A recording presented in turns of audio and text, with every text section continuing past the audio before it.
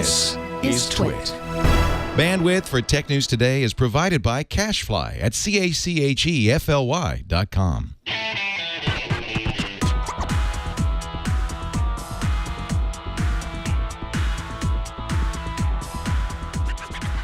This is Tech News Today for Friday, February 6th, 2015.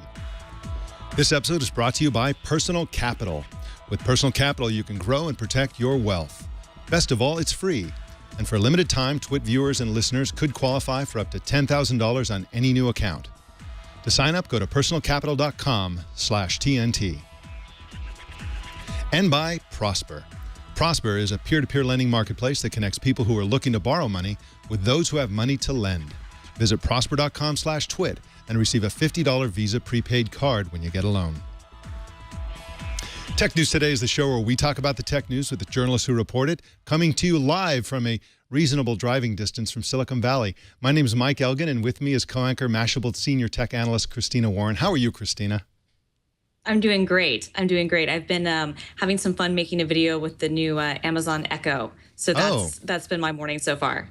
Great. Yes, Anthony loaned me his, and I'm going to be reviewing it on our review show here, so that should be fun. I'm looking forward to that as well. Now, Christina, I admire people like you. You're a patron of the arts. And you recently helped fund a very important New York City museum. Can you tell us about that? Yes.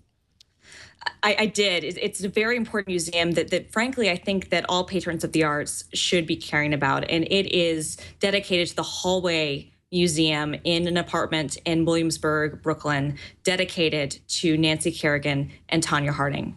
Wow, that is amazing. And I understand that they kneecap you when you walk in the door, which is nice. They will. It's sort of like experiential kind of thing. It is.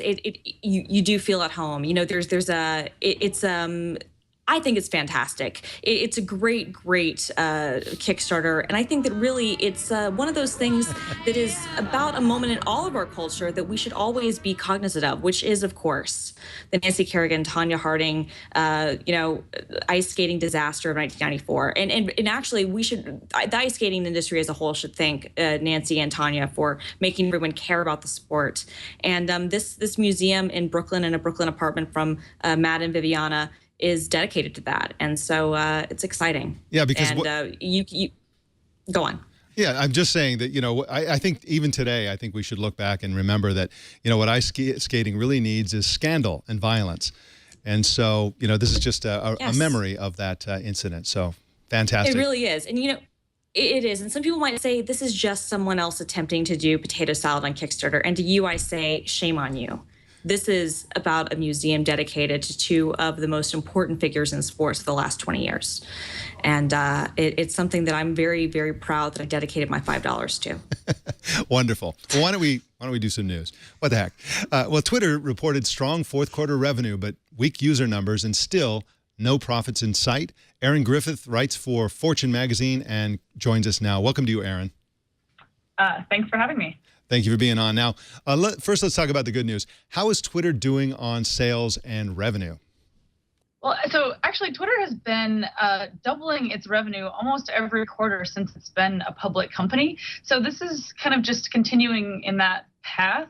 And actually, this quarter, they even shrunk the amount of money that they're losing. A year ago, they lost almost twice as much money as they earned. This quarter, that they lost significantly less. Hello? Okay, but they're still not profitable. So when do we think they're actually going to start making money? Well, they're getting close is the point that I'm making. Basically, when they went public, the fourth quarter of last year, they reported like a $500 million loss or something on like $250 million in revenue. This quarter, they doubled the revenue and sort of shrunk the loss almost by a fifth. So I think they're showing that they're getting closer to that. And this week, they announced a bunch of new partnerships and ways that they're trying to expand the ways that they're monetizing. And even if users don't grow, basically they're still reaching, or they're still seeing tweets everywhere else around the internet, and Twitter's trying to show us, like, look, we can make money off of that also. I think it's shocking news that they're having user growth troubles. Shocking to us journalists, because of course we're obsessed with Twitter, like no other group of people, and so we think that everybody's on Twitter because everybody we know is on Twitter. But I guess that's not really the case now. Twitter is facing strong competition for eyeballs from Facebook and the companies that Facebook owns, including Instagram and WhatsApp. What is going on with their user numbers exactly here? I mean, yeah, it's kind of interesting. Everybody knows about Twitter. It has like huge brand recognition, and Twitter likes to tout that, you know, it's the town hall of the internet, or like that politicians and important people are doing things on Twitter, important news breaks on Twitter. Ergo, it's far more relevant than people looking at pretty pictures on Instagram. The only problem is a lot of that stuff, you know, it happens on Twitter and then it ricochets across the internet, and Twitter doesn't really have a way to make money on that. And so, I mean, yeah, they're really trying to bring back users who left, and also reach users who touch Twitter but don't actually sign in every day. And so, I mean, one way they're doing that is that they introduced a bunch of new products this quarter, including a logged out sort of timeline view. So that way, if you go to Twitter and you haven't signed in or you don't have an account, you'll still get to use Twitter sort of similarly to a regular user, and you'll get to experience all the great content on it. So they're basically trying to experiment and move away from the obsession with monthly active users. Erin, Griffith, now, aren't they basically? I'm sorry. Go ahead. Go ahead, Christina. Yeah. I was just going to make one quick comment, which was, aren't they basically trying to move away from the obsession with monthly active users because they're failing at growing monthly active users? Yeah, I mean, if you look, there was just a report this week that said that, you know, Twitter years ago was talking about how quickly it's going to get to 1 billion users, and they're nowhere close. You know, they have under 300 million users, and they're not growing very quickly. Meanwhile, Facebook's, you know, still growing, and they have over 1 billion users. So it is sort of one of those things where you're looking at it and you're like, maybe this is a niche product, and you just need to figure out how to monetize the really loyal users that you do have a little bit better. And there's also the question, what's wrong with a niche product? I think that, you know, I think that people are gravitating to niche products because they're niche products instead of Facebook, where everybody and their uncle and grandma and everybody else is there paying attention to everything you're saying to your friends. Erin Griffith is at fortune.com, and you can follow her on Twitter at Erin Griffith. Thanks for joining us, Erin. Thanks. Well, in just a sec, we have some follow-ups for you, but first let's talk about Personal Capital, one of our sponsors today. Personal Capital will help you get your financial life in order. They do that with free software and free apps, including a free Android Wear app. It's actually an Android app that helps you use Android Wear smartwatches to manage your money, essentially. Now, you know, having a lot of money and having plenty of money later on in your life is partly about how much you make. It's partly about how much you spend, and it's partly about making smart business and financial decisions, and that's where Personal Capital comes in. You can monitor your income, spending, and the performance of your investments in real time on a single, easy-to-read screen. It gives you intuitive information about your money. You can find and eliminate high mutual fund and 401k fees and other hidden brokerage fees. They've actually personally saved me a lot of money almost always on the Android Wear watch when I was wearing that for a while. That is just such a great thing to get a buzz on your wrist and then learn that you have to take action on your money, on your financial situation in order to save money. So go to Personal Capital now and set up your free account. And for a limited time, if you qualify, Personal Capital will give you $100 for every $100,000 you deposit up to $10,000. That's personalcapital.com/TNT. Kurt Wagner and Don Chmielowski detailed yesterday the strange case of the missing 4 million Twitter users, the loss of which cut Twitter's potential quarterly user growth in half. Kurt Wagner joins us now to talk about this. How you doing, Kurt? Hey, good morning, guys. I'm doing excellent. Christina, it's good to see you. I haven't seen you in a while. I was excited to see you're co-hosting today. Yes. A little reunion here. Now, Kurt, Twitter CFO Anthony Noto said that a so-called bug caused Twitter to lose 4 million users. What happened? So actually, just before I got on the show, excuse me, Twitter actually tweeted out that, surprise, it's not actually a bug. This was an integration error on our part. So retract that statement, if you will. But yes, yesterday, essentially, Anthony Noto said, hey, when people upgraded to iOS 8, there was a bug in the system which caused us to lose some users. Excuse me, I'm sorry, I'm having some trouble talking. There's a bug in the system that causes us to lose some users. And how they described it, it's a little bit confusing, but how they described it was they said 1 million of those users disappeared because when people updated to iOS 8, they had to re-enter their password to get back into the Twitter app. So people either never opened the app again, or they maybe forgot their password and therefore were blocked out of Twitter. So there go 1 million users. The other 3 million were from this odd kind of part of Safari's mobile browser. So when you open Safari mobile browser, there's a reader tab, which essentially, if you're logged into Twitter, will automatically pull tweets in so that you can see those tweets. And it was doing that automatically in iOS 7. It was pinging Twitter, collecting that data, and therefore kind of marking those people as active users when really they weren't doing anything. They were simply opening Safari. Now in iOS 8, it doesn't automatically ping Twitter unless you go to that tab. So there were 3 million people who were kind of being counted as users but weren't actually using Twitter, and they got booted out when iOS 8 updated. So, I mean, what you're saying, and I think that it's great that Twitter's had to clarify that this was not a bug, this was an integration problem. But it seems to me like these weren't really legitimate active users anyway. If you're talking about people who can't be bothered to re-enter in their Twitter password into their OS after an upgrade, that means they probably haven't logged in for months. And if you're talking about people who are not accessing Twitter in Safari, and that was the one way they were counting them as a mobile user, then it seems to me like these were probably freebies that the Twitter had anyway. Do you think that's a fair characterization?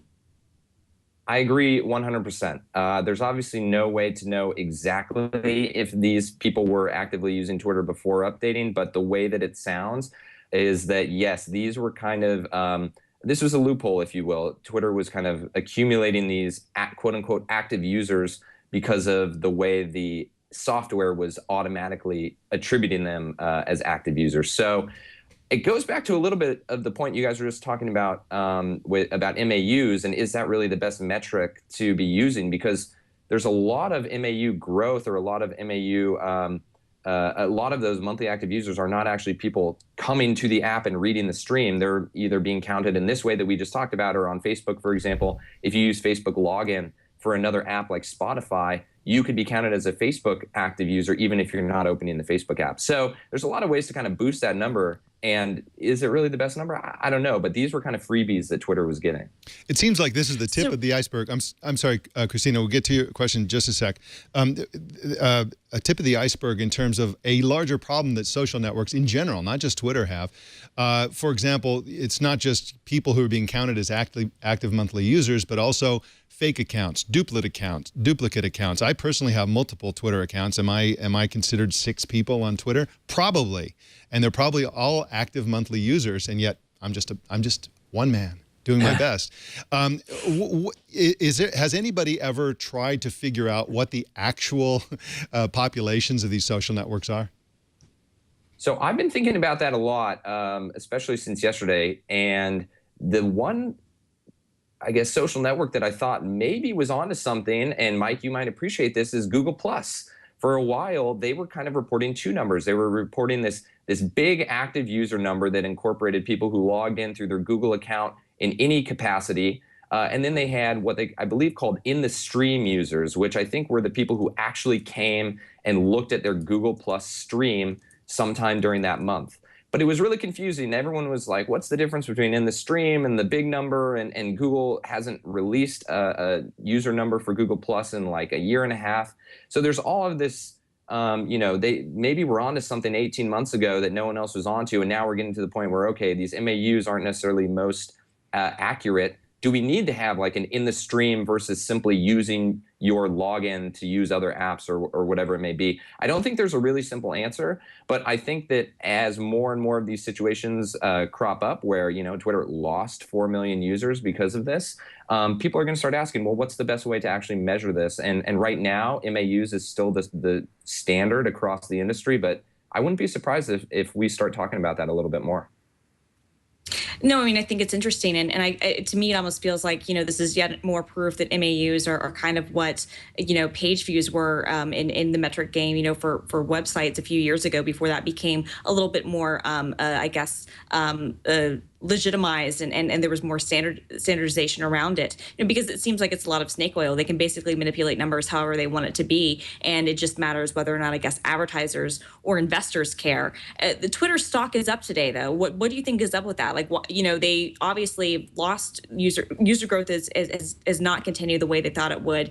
They still aren't profitable, but the stock is up. What's going on there, do you think? So there's a couple things that I'm looking to. Number one is that, yes, the user growth wasn't what everyone was expecting. It was only 4 million users. People were looking for more, 8 to 9 million. But they did a good job on the call of saying, hey, we acknowledge that this is not great growth for this quarter, but guess what? Next quarter, we're going to be right back where we were at the beginning of 2014. This was a one-quarter thing. Don't stress out about it. We're going to continue from what we've seen so far in 2015. We're going to be back on track next quarter. So I think that kind of helped people not freak out too much about the user growth. But then on the other side, I mean, they pretty much crushed their earnings, right? They were almost double the earnings per share that was expected by Wall Street.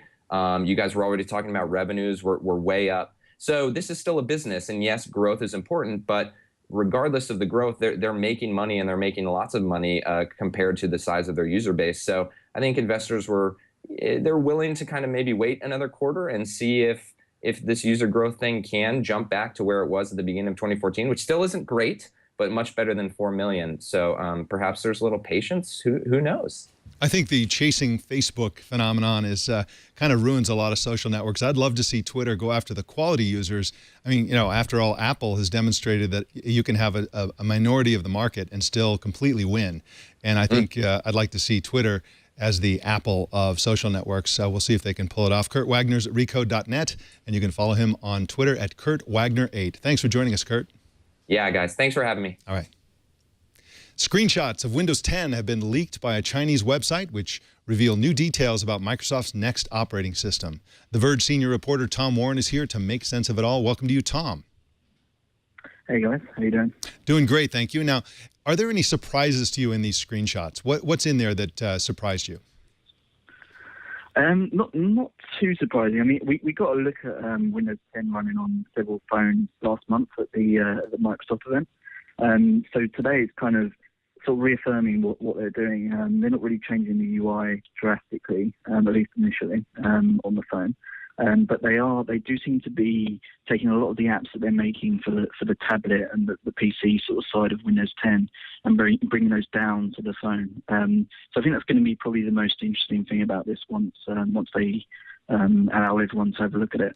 So they're preparing a technical preview at the moment, which should go live by the end of the month. So I think to sort of look out and look at these screenshots and then look out for the preview and sort of. I think the key thing is going to be seeing these apps like making their way down from the PC to the phone and seeing how they're going to make that like work properly, I guess.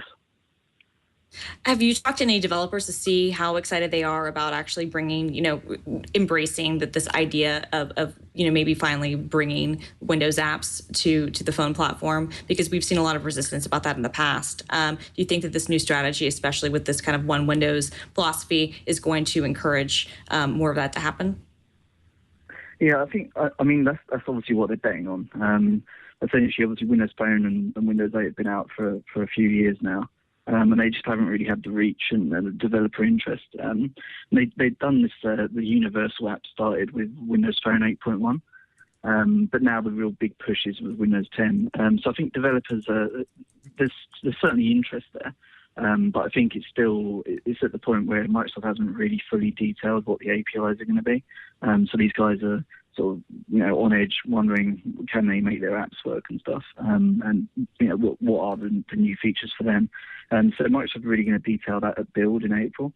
So I don't think we're really going to get a sort of broad understanding of exactly how these apps are going to go from phone to then PC to tablet and then even to like your TV with the Xbox until Microsoft does the Build conference. But there's a rough idea that it's essentially the idea of when you create like a responsive website, you create one thing and then you adapt the UI around that. And that's kind of what they're trying to do with Windows 10, a similar sort of thing where you create one code base and then you sort of bring in UI elements for the phone and for the tablet and for the PC. It's a wonderful idea. It's something that Microsoft obviously always sort of been looking towards for years now, because they had their free screen in the cloud strategy probably about 5 years ago or so. So it all sounds great. It's just the reality of whether these apps are going to be, whether developers are going to first of all and then adapt them well enough for each form factor. I think those are the sort of options that should be a little bit clearer once Build comes around.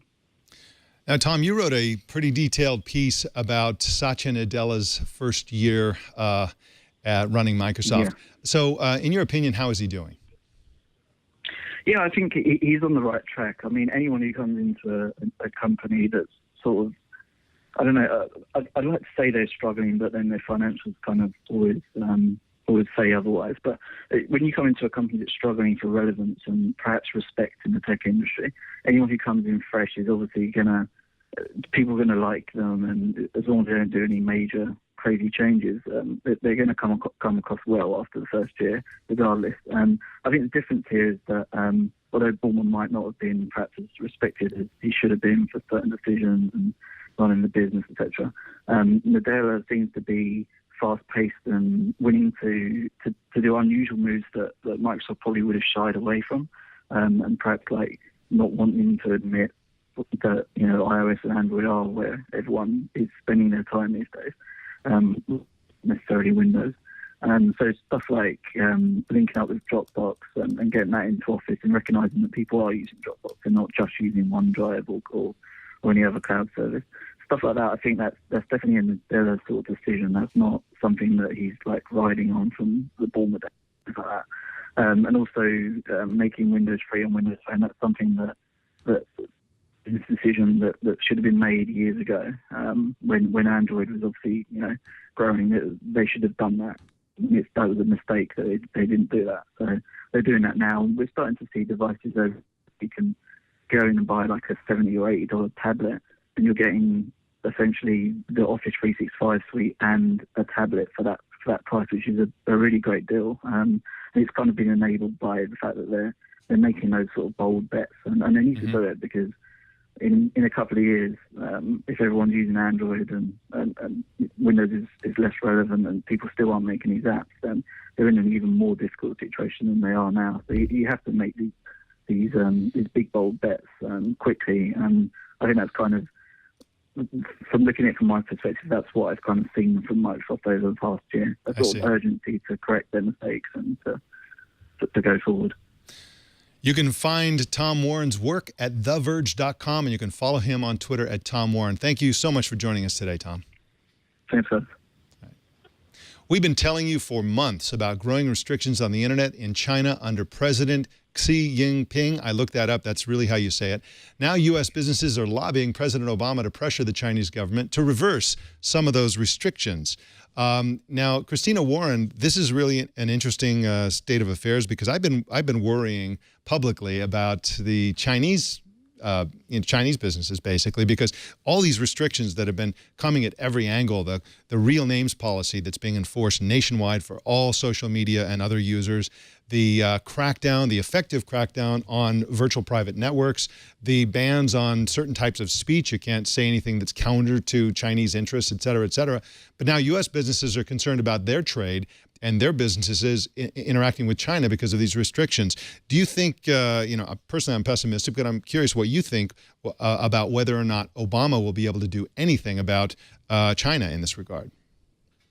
Well, I mean, I think that the difficulty here is obviously it's understandable that, they want some of these restrictions to be eased, because it's influencing their own ability to do commerce and to have access to what's becoming a huge growing part of the global population and obviously a big part, of the global economy. But I think the hard thing is that, a lot of these restrictions are in retaliation to the, accusations that the U.S. has made that China has been, engaged in industrial espionage, to the point that we won't have routers made by certain companies in the United States because we think that China's spying on us. The fact that certain acquisitions of Chinese firms of American companies can't happen without, looking at very, very stringent rules and regulations and investigations because of these threats. So, I guess I'm with you. I'm pessimistic that Obama's going to be able to do anything, because it does seem like so many of these, not so many, but at least a certain amount of these restrictions are in response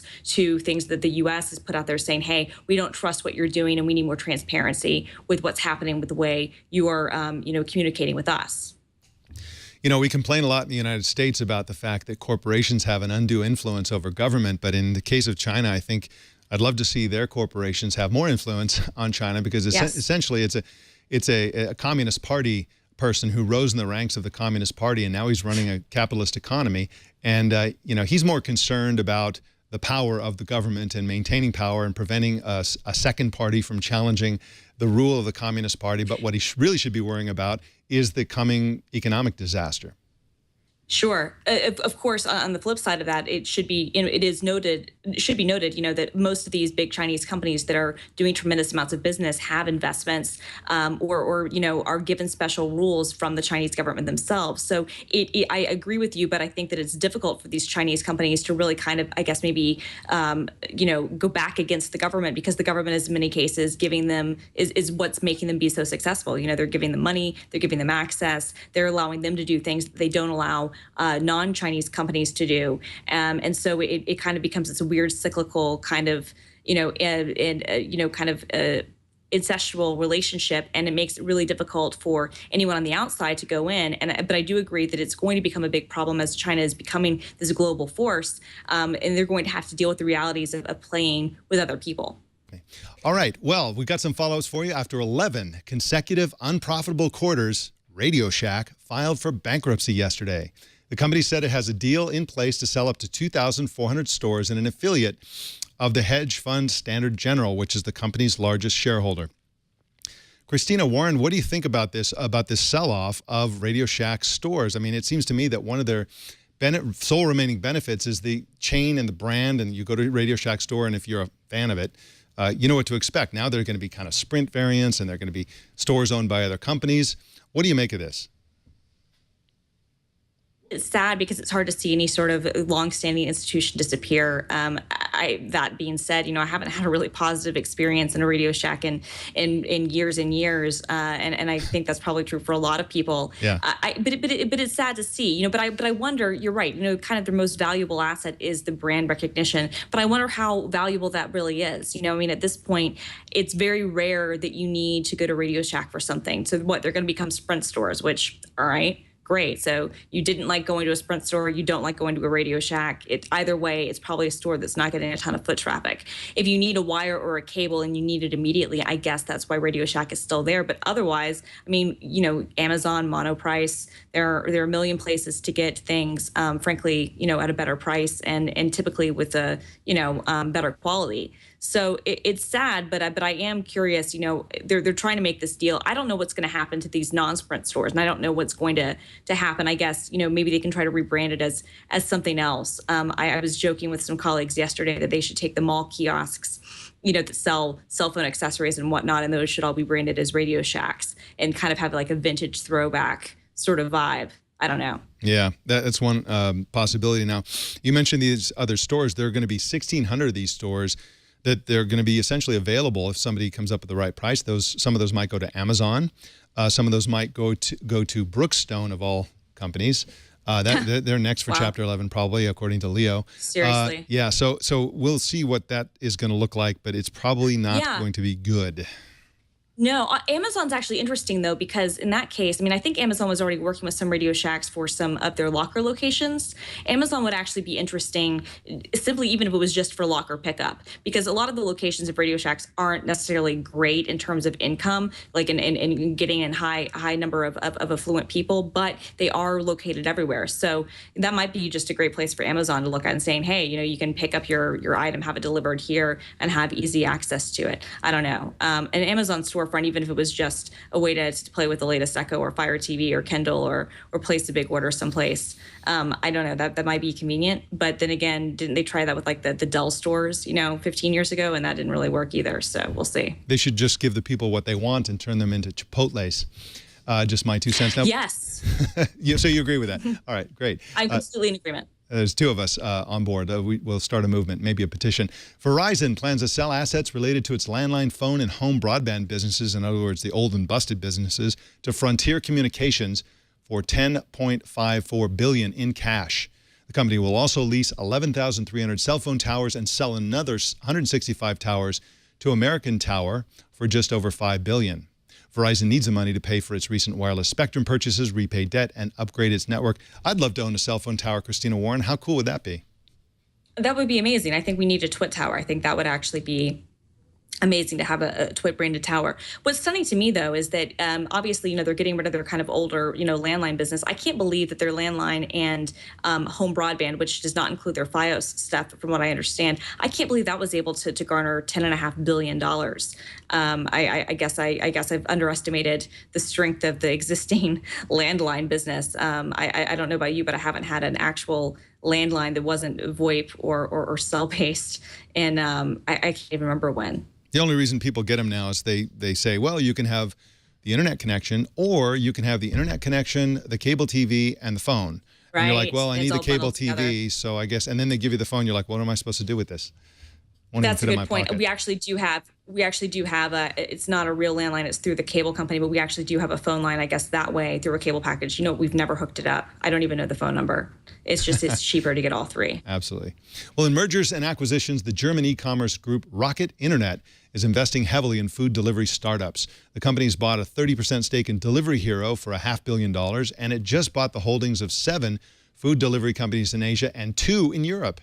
Rocket Internet now has food delivery companies in 39 countries. The group created a new division with these assets called the Global Online Takeaway Group, great name, which collectively delivers food from 140,000 restaurants and processes about 78 million orders a month. Wow, this company is not messing around. They want to deliver everybody's food. I love it. I love it. As someone who uses Seamless and Postmates and those sorts of things all the time and lives in New York City, I think it's fantastic. And bring it on. Bring it on. I want delivery everywhere, all the time. Yep, me too. Of course, you live in New York City, so you've pretty much already got that. So out here in Petaluma, it's the Chinese restaurant, the one Chinese restaurant that used to deliver to my house, told me a couple of months ago, no, it's too far. 3 miles away is too far. You're on your own. So now it's just Indian food, and I'm down to just Indian food. What are you going to do? Well, let's talk about Prosper, one of our sponsors today. Prosper is the original peer-to-peer lending marketplace. It connects people who are looking to borrow money with those who have money to lend. It's way better than borrowing from the bank. It's the new way to borrow money, up to $35,000 in as few as 5 days. You can pay off high-rate credit cards, fix up your house, buy a car, whatever you need the money for. You just simply choose a loan amount, state your purpose, and post the loan listing. Investors can choose your loan if they want to, and it's a great investment for those investors as well, because the return is much better than your typical investment options. More than 2 million members and more than $2 billion in funded loans. For a limited time, Prosper is offering TWiT fans a $50 Visa prepaid card when you get a loan. Just go to prosper.com/TWiT. That's a special site for the TWiT Army. Up to $35,000 in just 5 days and a $50 Visa prepaid card. Go to prosper.com/TWiT. Don't forget the /TWiT part. That's one of the most important parts. LinkedIn reported a higher than expected 44% jump in quarterly revenue yesterday. Christina Warren, the speculation is that the job market is back. Basically, everybody's getting a job, and that's why LinkedIn is doing really well. Do you buy that, or are they succeeding as a kind of business social network? I think that actually it's probably both. I think the job market is coming back, and that they have become the de facto place to kind of get your resume out there and to connect with potential job leads. And, kind of what Monster was for last decade, I think LinkedIn is kind of becoming today. And it's becoming incredibly important, for people who are looking, for careers and also looking for recruits using LinkedIn. So I think that's probably what it is. Yeah, I think you're right. HTC reported slim profit margins. The company made $15.9 million from revenues of $1.5 billion. They're no Apple, but, No. Yeah, but at least they're not losing money. At least they're not losing money this time, so that's good. That is good. And GoPro reported their quarterly revenue climbed to 75.4% year over year to $633.9 million, beating expectations. They shipped 5.2 million cameras. Wow, what a cool company. Great company. We got some big numbers for you. 700,000. That's the dollar value of Apple gift cards purchased in a fraud scheme by 4 former Apple employees and a dental office receptionist in New York and New Jersey. Hang with me. This is a really interesting story. By the way, they allegedly did this. Here's how the scheme worked. The dental employees stole personal information from 250 dental patients. That data was used to get instant online credit from Barclays, which was then used to buy Apple gift cards, which was used to buy Apple products, which were sold for cash, presumably. What a scheme. This sounds like a really, really bad idea. It really does. I mean, and I got to be thinking, like, how mad are you if your dentist stole your identity? Like, you expect, lots of other people maybe to be like committing identity theft and like ruining your credit, but not your dentist. So to me, it's kind of it's even worse than that episode of Seinfeld where Jerry is convinced that the dentist and the dental hygienist are doing something to him while he's asleep. Because in this case, they're getting free instant credit from Barclays and ruining your credit and then selling stuff, for cash. That's ridiculous. At least with the Seinfeld scenario, when it's over, it's over. In this case, That's true. It just keep getting robbed. Yeah, and of course, all the perps are in the slammer, the alleged perps. Well, in news you can lose, Google released yesterday a new Android commercial along with the new slogan, "Be together, not the same." I don't know what that means, but it's a really warm and fuzzy ad. It shows a roundup of YouTube videos where animals of different species are being pals. Let's take a look. Aw. So there's a kitten with a duck and a little dog with a kind of lion, a dog and a cat, and a stroller and a hippo and a lamb, a sheep and an elephant, and an orangutan and a dog. This is adorable. It is adorable. I love all the animals. I love the song. The slogan, I think, is a subtle dig at Apple. They're saying, "Don't be sheep." I'd like to see Apple come out with a response to this, showing that elephant that like destroys the alligator because it bites him in the trunk. But that's just me. Anyway, so this is the cuteness just keeps on giving there. Quite a cool ad. Well, we got some feedback from Jonathan Bennett, who sent us an email about our report yesterday that the South Korean government had rejected Uber's proposals for a new driver registration system that would have allowed Uber drivers to operate legally in South Korea. Instead, the government said they're going to ban Uber because they have too many taxis already. And his point was that they don't have too many taxis already, that getting a cab in Seoul, Korea can be hit or miss. In the middle of the night, you can sometimes have to wait an hour, and it's really problematic. And so I guess they have they're probably getting pressure from the Korean equivalent of the Teamsters Union or something like that. There's probably political pressure to save the jobs of the existing taxi drivers. Well, I'm sure that's exactly what it is. Yeah, exactly. And because of course, this would actually create employment. The problem is that Uber drivers don't have a sort of lobbying presence. They're not organized in any way, and maybe they should. Yet, Mike. That's right. Our TNT fan of the day is tech entrepreneur Christian Ottosson in Denmark, who posted this picture on Twitter. Now, my guess is, and somebody was speculating about this online, that it's cheaper to get a selfie stick than to buy new glasses. If you have to hold the phone far enough away to see it, a selfie stick will hold it at a greater distance. Oh my God. Yeah, when this is no good, he's going to either have to get a longer selfie stick or he's going to have to think of something else or maybe get some glasses. What are you going to do? I was going to say, maybe we can just put together a Kickstarter and get him some glasses. We can have a selfie stick glasses museum dedicated to something. That's a great idea. How do you, not really, how do you watch or listen to TNT? Just record a video or take a picture of yourself or your setup and post it on Google+, Twitter, or Facebook. Use the hashtag #HowIWatchTNT and we will find it. And that, ladies and gentlemen, is the Tech News Today. Christina Warren, what are you working on these days? I always love to hear what the big features that you're doing. What are you working on now? Well, I'm working on some stuff kind of looking at Microsoft's kind of role in stepping up their game when it comes to web standards and kind of being a bigger part of the open web. And I'm also working on a co-review with my colleague Raymond Wong on the new Amazon Echo. So look for both of those pieces. Fantastic. Thank you so much for co-anchoring today. We'll see you next week. All right. You can subscribe to Tech News Today now by going to twit.tv/TNT. On the right side of the page, you'll see our TNT logo. And right below that, 2 drop-down menus for video and audio subscription options. You can also watch us live every weekday at 10 a.m. Pacific at live.twit.tv or on the app or browser plugin of your choice. If you're ever in Petaluma, come on in and watch us live. Follow us on Twitter at Tech News Today TV. And if you're a Technology News fan, and I know you're a Technology News fan, come and enjoy the conversation on our Google Plus community. Just search Google Plus for Tech News Today. You can follow me on Twitter at Mike Elgan, and please send us your thoughts and opinions to TNT@twit.tv or call 260-TNT-SHOW. Don't miss our evening newscast, Tech News Tonight at 4 p.m. Pacific, tonight and every weeknight right here on the Twit Network. My name is Mike Elgan. Thanks for tuning in. We'll see you tomorrow.